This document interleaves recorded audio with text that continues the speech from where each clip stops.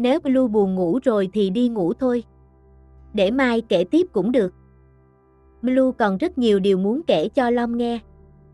Từ giờ trở đi, Lom sẽ lắng nghe Blue mỗi ngày. Wayo nói bằng giọng đầy hạnh phúc sau khi một phép màu quan trọng trong cuộc đời cô đã xảy ra. Đó là khi công chúa Catherine cao quý quyết định nói sự thật với vua Arthur về chuyện của hai người họ và chấp nhận từ bỏ tước vị, địa vị cao sang để bước qua ranh giới, đến với cô như đã hứa mà không đổi lời. Giờ đây, hai người họ đã trở lại bên nhau, như xóa tan những ngày tháng đau khổ hơn một tháng qua. Lúc này, những đau khổ của cả hai đã chấm dứt. Blue. Gì thế? Sao lại khóc vậy? Blue đâu có kể chuyện buồn đâu. Lom không khóc vì buồn, chỉ là xúc động quá, nước mắt tự trào ra thôi. Catherine mỉm cười dịu dàng, đưa ngón tay lau đi những giọt nước mắt trên má người cảnh sát trưởng đang thể hiện khía cạnh yếu đuối của mình. Lúc này, cô rất vui vì có thể làm những điều mình muốn mà không cần kìm nén hay thể hiện những cảm xúc trái ngược với lòng mình như ngày đó. Khi nhìn thấy nước mắt của Wayo, trái tim cô cũng đau đớn và tan nát không kém. Nhưng với tư cách là công chúa thừa kế ngai vàng, cô không thể ôm lấy hoặc an ủi người mình yêu. Nhưng giờ đây, với tư cách là một người bình thường của Madeleine sau khi bị tước bỏ tước hiệu, Catherine không hề ngần ngại an ủi và lau nước mắt cho người đã chịu đau khổ và nỗi buồn từ mối tình gần như không trọn vẹn của hai người. Từ giờ, cô sẽ bù đắp cho Wayo cả đời và luôn ở bên cạnh, cùng nhau bước đi vững chắc.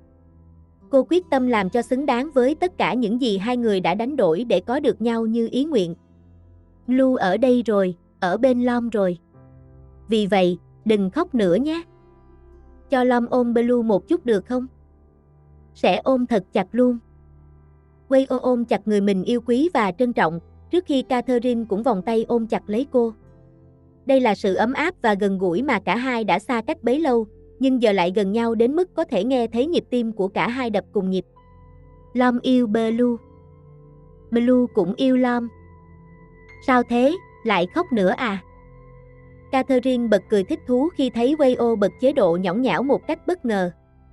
Khác hẳn với hình ảnh một nữ cảnh sát mạnh mẽ từng bảo vệ cô bằng cả sinh mạng, giúp cô thoát khỏi bọn phản loạn. Nhưng nếu không chứng kiến tận mắt, cô sẽ không tin rằng một người mạnh mẽ như Wayo lại có thể rơi nước mắt vì cô như vậy. Càng thấy, cô càng cảm thấy đáng yêu và bất ngờ trước khía cạnh mới lạ này. Lom vui mà. Trước đây Blue chưa bao giờ nói cảm xúc của mình với Lom. Nhưng hôm nay Blue nói là nhớ Lom, rồi vừa nãy còn nói yêu Lom nữa. Không phải là Blue không muốn nói, mà với tư cách công chúa thừa kế, dù cảm thấy thế nào, Blue cũng không thể nói ra hay làm theo mong muốn của bản thân. Lom hiểu. Những điều Blue phải quyết định rất khó khăn, đến mức Lom không nghĩ rằng Blue sẽ từ bỏ mọi thứ vì Lom. Nhưng Lom chưa từng giận Blue. Dù nghĩ rằng lần gặp lại này Blue sẽ bị Lom giận rất nhiều vì đã làm tổn thương Lom, nhưng Lom vẫn là Lom, luôn như vậy với Blue. Wayo mỉm cười, ánh mắt gặp đôi mắt đẹp của người yêu. Đôi mắt cô từng ví như bầu trời đầy sao lấp lánh. Đến giây phút này, dù người kia không còn là công chúa cao quý nữa, nhưng vũ trụ trong đôi mắt ấy vẫn là điều đặc biệt nhất đối với cô. Blue của cô vẫn luôn rực rỡ và cao quý nhất trong lòng cô. Blue nhớ rằng tình yêu của Lom sẽ không bao giờ thay đổi. Lom hứa đấy. Vậy bắt đầu từ hôm nay, khi Blue là người thường rồi, hãy tính từ ngày đầu tiên. Ngày đầu tiên gì cơ? Ngày đầu tiên Blue sẽ nói rằng yêu và nhớ Lom. Và Blue sẽ nói điều đó với Lom mỗi ngày. Catherine nhắm mắt lại khi cảm nhận được đôi môi mềm mại đặt lên trán mình và khẽ ấn nhẹ, như thể hiện tình yêu. Một hành động dịu dàng và đầy nâng niu. Cung điện xa hoa, hàng nghìn lính gác mạnh mẽ, quyền lực vượt trên tất cả hay ngai vàng đang chờ đợi cô thừa kế tất cả những thứ ấy, nếu phải đánh đổi để yêu người mình muốn yêu hết lòng. Catherine nghĩ rằng cho đến giờ, cô chưa từng hối tiếc quyết định của mình. Buổi sáng lạnh lẽo thế này phải bắt đầu bằng ly cacao ấm áp. Chúng ta cảm ơn, không, Blue phải nói là cảm ơn Lom, đúng không? Blue muốn nói gì với Lom cũng được. Wayo nhường cho người yêu tự chọn cách nói chuyện phù hợp với thói quen của cô. Dù giờ Catherine đã là người thường, nhưng không dễ để thay đổi hoàn toàn cách giao tiếp. Thêm nữa, việc gọi nhau bằng tên thân mật như cách Blue bắt đầu, và cô yêu cầu cứ tiếp tục như vậy, lại là điều đặc biệt, ấm áp hơn cả ly cacao ấm trước mặt. Nếu mất đi bản thân của một công chúa như Blue nói hãy coi như đã chết rồi, nhưng đổi lại là một con người mới đáng yêu của bạn Blue trong chế độ miệng thẳng với lòng, thể hiện đúng những suy nghĩ của mình như thế này, thì chắc cô cũng không đi đâu được mà chỉ có thể tiếp tục yêu say đắm vị công chúa duy nhất trong trái tim mình. Nhưng Blue không còn là công chúa nữa, thỉnh thoảng vẫn bị quen miệng dùng những từ thường nói trước đây. Cứ từ từ điều chỉnh cũng được. Vì dù Blue không còn là công chúa của Madeline, nhưng Blue mãi mãi là công chúa của Lom. Sô-cô-la nóng ngọt lắm rồi. Sô-cô-la cũng không ngọt bằng Lom đâu. Để rồi Blue sẽ thấy, lông người rất khéo nói đấy. Với tất cả các cô gái sao? Không đâu, chỉ với Blue thôi. Cô sĩ quan vội vàng giải thích nghiêm túc khi bị Catherine hỏi ngược lại bằng giọng điệu vu vơ. Tại sao bạn Blue lại nghĩ rằng cô ấy ngọt ngào với tất cả phụ nữ trên thế giới chứ? Thế là cô phải vội vàng biện minh vì không muốn bị hiểu lầm. Blue từng nghe nói Lom đào hoa lắm. Khoan đã. Ai nói vậy? Blue đừng tin nhé, chuyện này Lom giải thích được. Phai nói. Không đúng đâu, Lom bị treo đấy. Chị Lada cũng nói, Lom thích các cô gái xinh đẹp. Đúng vậy, nhưng chuyện này Lom đã nói với Blue rồi, đó là chuyện của quá khứ. Nhưng hiện tại thì không có chuyện đó nữa. Lom yêu Blue, yêu còn hơn cả mạng sống của mình, Blue biết mà. Lom xin thề sẽ không để xảy ra chuyện gì khiến Blue không vui. Blue tin Lom nhé. Catherine bật cười thích thú khi thấy Lom tái mặt, vội vàng giải thích với cô, người giả vờ giữ khuôn mặt nghiêm nghị hỏi một cách sốt ruột, trước khi cô đặt tay lên mu bàn tay của nữ sĩ quan đang nắm chặt tay cô như một cách cầu xin sự tin tưởng. Blue tin tưởng Lom, giống như đã luôn tin tưởng từ trước đến nay. Lom xin lỗi vì không thể quay lại để sửa chữa chuyện quá khứ. Nếu biết trước được tương lai thì thật tốt. Lom sẽ không yêu ai khác và chỉ chờ đợi mình Blue thôi. Số phận có lẽ đã định đoạt tất cả rồi. Nếu Lom chưa từng học hỏi về tình yêu, có lẽ Lom sẽ không nhận ra rằng mình yêu Blue. Nhưng Blue chưa từng yêu ai trước đây, sao Blue lại nhận ra rằng mình yêu Lom? Vì Lom đã dạy Blue biết yêu. Huấn luyện viên tình yêu như cô không chỉ may mắn tìm thấy người là tình yêu đích thực của đời mình mà còn giỏi đến mức dạy cho trái tim cao quý của một công chúa biết thế nào là yêu cùng một lúc. Như thế này thì chẳng phí công làm huấn luyện viên tình yêu chút nào, bởi vì trong lần ra trận cuối cùng này, cô đã nhận được thứ đặc biệt và quý giá nhất trong cuộc đời. Blue ăn bị lem rồi, để Lom giúp nhé. Tùy Lom. Lom cần Blue giúp nghĩ chứ. Dù gọi bằng từ nào, tình yêu của Blue dành cho Lom cũng không hề giảm đâu. Cuối cùng, không chỉ không tìm được từ để gọi tên mối quan hệ của hai người, mà câu nói tình yêu không hề giảm đi từ miệng công chúa của mình cũng đủ làm Wayo xao xuyến và chẳng biết phải làm gì hơn. Thật sự, mỗi khi nghe Blue nói yêu, trái tim Lom đều tan chảy. Lom sẽ về Thái Lan khi nào? Câu hỏi tưởng chừng như bình thường nhưng lại được Catherine nhẹ nhàng hỏi người yêu trong bữa tối tại căn nhà quen thuộc. Sau khi cô quyết định tìm lại người đồng hành quan trọng trong cuộc đời và vượt qua mọi rào cản để đến với Wayo, hành trình mới của nàng công chúa kế vị thứ nhất của Madeline cũng chính thức bắt đầu. Cô đã sẵn sàng bước đi trên con đường mà cả hai sẽ cùng song hành. Ban đầu Lom định trở về sau lễ đăng quang của Blue. Chẳng còn bao lâu nữa đâu. Nhưng giờ Lom muốn đưa Blue về Thái Lan cùng. Khi nào Blue sẵn sàng, chúng ta cùng trở về nhé. Mọi người có chào đón Blue không? Blue đang lo lắng sao? Blue chưa từng gặp mẹ của Lom. Còn ông Wathick, nếu biết Blue đã bị tước bỏ tước vị hoàng gia, liệu cha của Lom có chấp nhận không? Blue sợ sẽ trở thành gánh nặng cho gia đình Lom. Bây giờ Blue không còn là người ngoài nữa. Blue là gia đình của Lom mà. Wayo nói với tất cả sự chân thành, vì Catherine giờ đây là người yêu, là tất cả của cô. Và Wayo tin chắc rằng, cha mẹ và anh chị em trong gia đình Watinvichit đều sẽ chào đón Blue. Vui mừng khi cả hai người đã tìm thấy nhau và có được tình yêu mà tưởng chừng không thể nào đạt được.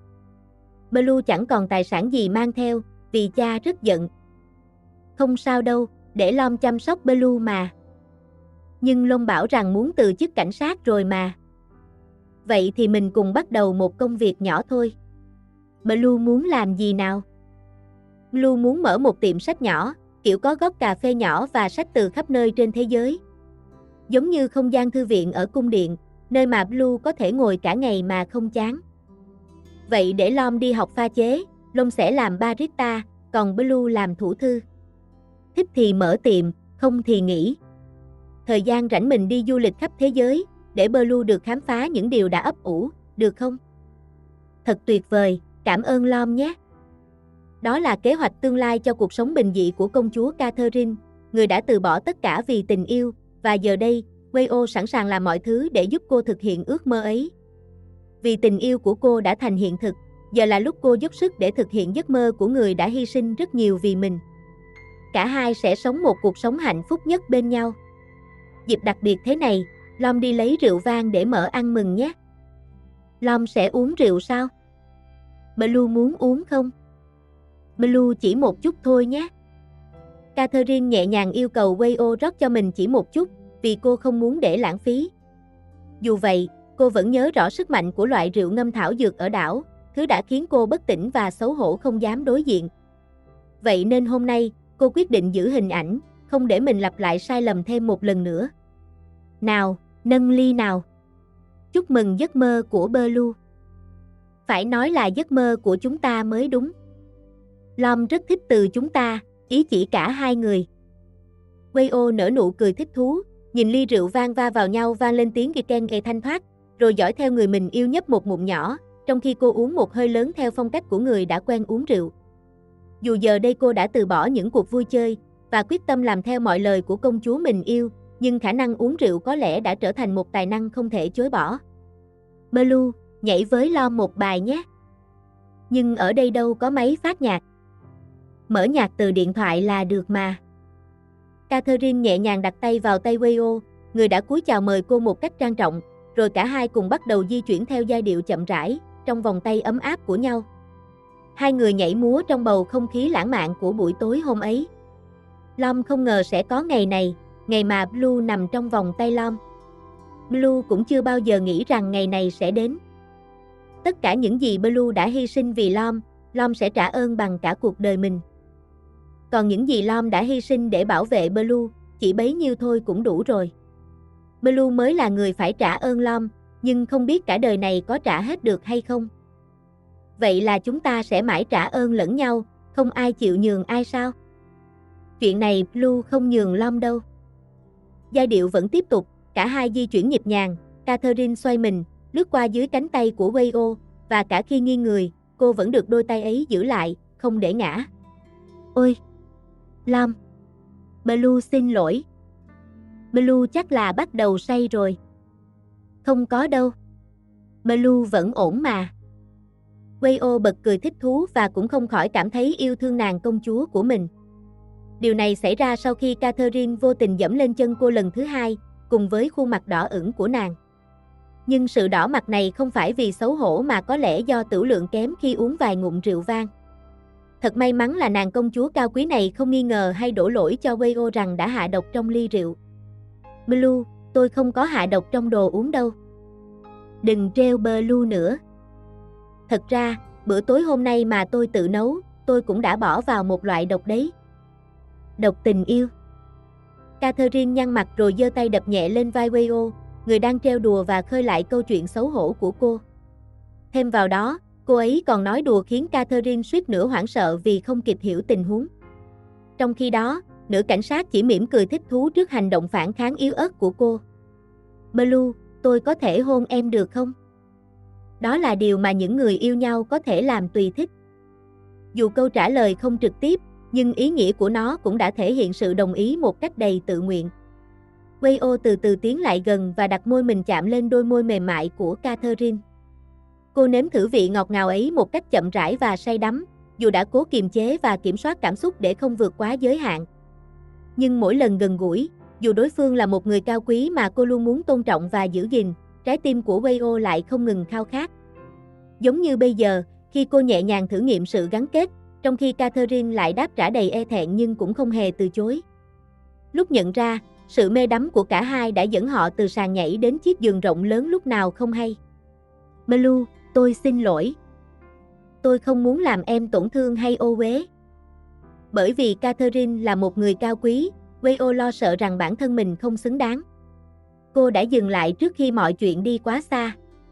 Dù Catherine đáp lại tình yêu của cô và dành cho cô sự trân quý, nhưng việc bước qua ranh giới cuối cùng trong mối quan hệ này vẫn là điều mà Wei-oh muốn suy nghĩ kỹ càng hơn. Cô muốn tất cả được rõ ràng trước khi để cảm xúc chi phối. Blue không nghĩ như vậy đâu. Tôi biết, Blue không bao giờ khinh thường tôi. Nhưng tôi muốn mọi thứ giữa chúng ta thật rõ ràng. Blue tin tôi chứ? Wei-oh mỉm cười nhẹ nhõm khi thấy Catherine gật đầu đồng ý với lời nói của mình, thể hiện sự tin tưởng tuyệt đối. Dù cho cảm xúc mãnh liệt của đêm nay chỉ dừng lại ở sự khởi đầu mà chưa tiến xa hơn, cả hai vẫn chìm vào giấc ngủ trong vòng tay ấm áp của nhau. Là người nhận được tình yêu và sự tin tưởng của nàng công chúa, Wei-oh tự nhủ rằng sẽ làm mọi thứ để mối quan hệ này được rõ ràng, đúng đắn và tốt đẹp nhất có thể. Wei-oh. Catherine khẽ gọi tên người luôn đồng hành cùng cô trong ngôi nhà này. Nhưng sáng nay, cô thức dậy muộn hơn bình thường một chút và không thấy Wei-oh đâu cả. Tối qua, hai người đã uống rượu vang mừng cùng nhau, khiến cô cảm thấy hơi chến choáng, nhưng không nặng nề như những lần trước khi uống rượu mạnh. Đi đâu rồi nhỉ? Không để lại lời nhắn nào cả. Tựa như một thỏa thuận ngầm giữa cả hai từ lúc còn phải đối mặt với những cuộc truy đuổi của quân nổi dậy, họ luôn phải thông báo cho nhau mỗi khi ra ngoài để tránh lo lắng. Nhưng hôm nay, Catherine không hiểu vì sao Wei-oh lại quên điều đó. Hoặc có thể, cô sẽ phải tự mình ra ngoài tìm kiếm quanh khu vực này hoặc hỏi thăm dân làng. Chị Blue. Các em đến đây làm gì vậy? Đi thôi chị Blue. Đi cùng tụi em. Catherine nhìn cha cha, cô bé nhanh chóng chạy đến nắm lấy tay cô, kéo đi với sự nhiệt tình đầy hứng khởi. Những đứa trẻ khác cũng vây quanh, không để cô có cơ hội hỏi thêm rằng mình sẽ bị dẫn đi đâu. Trong tuần qua, kể từ khi sống ở đây, Catherine đã quen thân với lũ trẻ trong làng không kém gì Wei-oh. Chúng thường đến rủ cô và Wei-oh chơi hoặc nhờ dạy các hoạt động trong lúc rảnh rỗi. Cha cha, em định dẫn chị đi đâu vậy? Bí mật à? Những tiếng cười khúc khích vang lên khi đám trẻ vui vẻ dẫn Catherine lên một ngọn đồi nhỏ. Sau đó, chúng yêu cầu cô đứng yên tại chỗ, nhắm mắt lại và đếm số trong đầu. Catherine làm theo, nhưng trong lúc đếm, cô nghe thấy tiếng bước chân bọn trẻ chạy xuống đồi. Cô tự hỏi liệu mình có đang bị treo chọc hay không. Blue, mở mắt ra đi. Lom, cô đang làm gì vậy? Đừng nói là cô bày trò cùng bọn trẻ nhé. Đúng vậy, tôi đã nhờ các em ấy giúp dẫn Blue đến đây. Wei-oh mỉm cười, xuất hiện trước mặt Catherine để giải đáp sự tò mò của cô. Kế hoạch bất ngờ này là ý tưởng cô vừa nghĩ ra tối qua. Sáng nay, Wei-oh dậy sớm để chuẩn bị và nhờ lũ trẻ giúp mình hoàn thành điều đó. Đừng đùa như vậy chứ. Blue dậy không thấy Lom, đã lo lắm rồi. Xin lỗi, nhưng tôi luôn ở bên Blue. Chỉ là tôi không biết làm sao để tạo bất ngờ, nên phải dậy sớm chuẩn bị từ tinh mơ. Thật ra, suốt đêm qua, Wei-oh đã không ngừng suy nghĩ và lên kế hoạch cho buổi sáng nay. Bởi vì trong mối quan hệ của họ, mọi thứ ngày càng sâu đậm và khó lòng dừng lại. Wei-oh muốn mọi chuyện trở nên rõ ràng nhất để Catherine biết rằng cô hoàn toàn nghiêm túc với tình yêu này. Bất ngờ gì vậy? Một vương miện hoa. Có thể nó hơi méo mó và không đẹp như những món đồ của cô Rose, nhưng tôi đã tự tay làm cho Blue đấy. Đẹp quá. Nhưng không đẹp bằng Blue đâu. Tôi đội nó cho Blue nhé. Catherine khẽ gật đầu, để mặc Wei-oh nhẹ nhàng đội chiếc vương miện hoa lên đầu mình. Cô rất yêu món quà bất ngờ này, đến mức muốn lưu giữ lại bằng một bức ảnh và trân trọng tấm lòng của người cô yêu nhất. Nhưng đây chưa phải là tất cả đâu. Vậy còn bất ngờ gì nữa? Blue có biết không, trong mắt tôi, Blue luôn là một nàng công chúa. Và sẽ mãi mãi là nàng công chúa của tôi. Nhẫn đôi. Wei-oh mở bàn tay ra, để Catherine nhìn thấy hai chiếc nhẫn bạc đơn giản mà cô đã tìm được trong vùng nông thôn này. Có lẽ nó không phải là một chiếc nhẫn kim cương quý giá phù hợp với thân phận hoàng gia của Catherine, nhưng trong sự giản dị ấy chứa đựng toàn bộ tình yêu và sự chân thành của Wei-oh. Dù chúng ta chỉ mới quen nhau không lâu, nhưng cả hai đã cùng nhau vượt qua biết bao hiểm nguy và phút giây sinh tử. Những câu chuyện đã trải qua là minh chứng cho tình yêu của chúng ta. Tôi không biết thời gian có phải là yếu tố quyết định tình yêu hay không. Nhưng với tôi, việc yêu Blue chưa bao giờ là một quyết định vội vàng. Tôi luôn chắc chắn về tình cảm của mình từ trước đến nay và mãi mãi về sau. Nếu Blue cũng cảm thấy giống tôi chỉ có một điều muốn cầu xin từ em ngay lúc này. Blue, lấy tôi nhé.